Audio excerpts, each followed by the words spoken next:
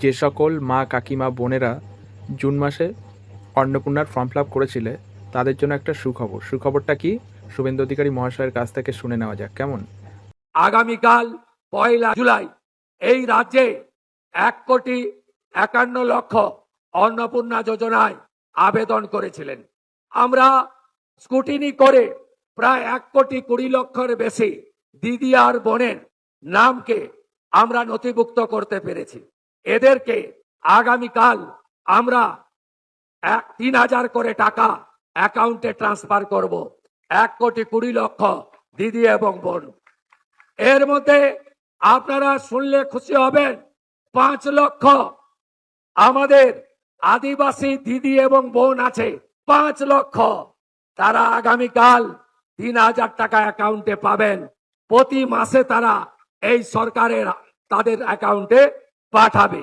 লোকপ্রসাদ শিল্পী ভাতা বৃদ্ধি সহ আপনাদের বিভিন্ন গাঁওতাগুলিকে আমাদের বাদ্যযন্ত্র এবং সাংস্কৃতিক চেতনাকে আরো এগিয়ে নিয়ে যাওয়ার জন্য আমরা উদ্যোগ গ্রহণ করেছি।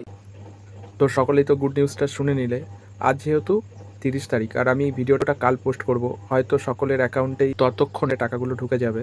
তো সত্যি বলতে খুব ভালো লাগছে যে মুখ্যমন্ত্রী এরকম বড় একটা উদ্যোগ নিয়েছে, সকলকে এতদিন অনেকটা কষ্ট করিয়েছে। দিন শেষে কাল কিন্তু সেই দিনটা ফিরতে চলেছে। যে সকল মা কাকিমারা এতদিন ধরে অপেক্ষা করেছিল, টেনশন করছিল যে 3,000 টাকাটা কবে পাবো, তাদের জন্য খুবই আনন্দের খবর। আর এটা আমাদের স্বয়ং মুখ্যমন্ত্রী শুভেন্দু অধিকারী মহাশয় নিজে মুখেই বললো। তোমরা সকলেই শুনলে কত কোটি মহিলা মা কাকিমা বোনরা পাচ্ছে, সেটাও শুনে নিলে।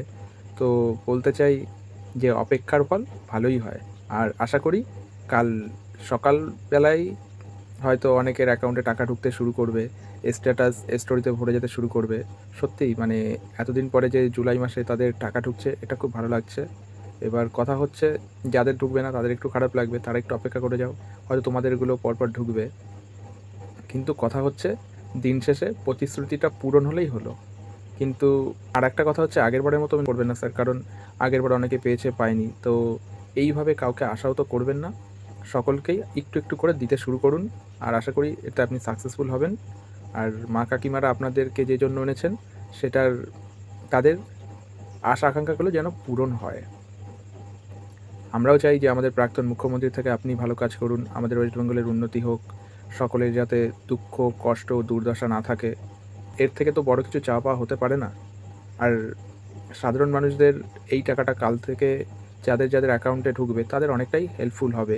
এখন শুধু সকালবেলার অপেক্ষা, চোখটা খুলতেই সকলের অ্যাকাউন্টে 3,000 করে ট্রান্সফার হয়ে যাবে ডিবিটির মাধ্যমে। আর যাদের ঢুকবে না তাদের হয়তো খারাপ লাগবে, কিন্তু তাদেরগুলো ঢুকবে, হয়তো একটু টাইম নেবে। একবারে তো নিশ্চয়ই সব টাকা ঢোকা সম্ভব নয়, তাহলে সার্ভার সমস্যা হলে তো তাহলে তো বেশিরভাগ কেউ পাবে না, হয়তো ধাপে ধাপে ঢুকবে। কিন্তু কালকে শিওর ঢুকছে, মানে 1 কোটির মধ্যে না হলে তো 50 লাখে তো ঢুকবে মিনিমাম, এটা আশা করা যায়। দেখা যাক কাল কি হয়, নিশ্চয়ই ভালো কিছুই হবে।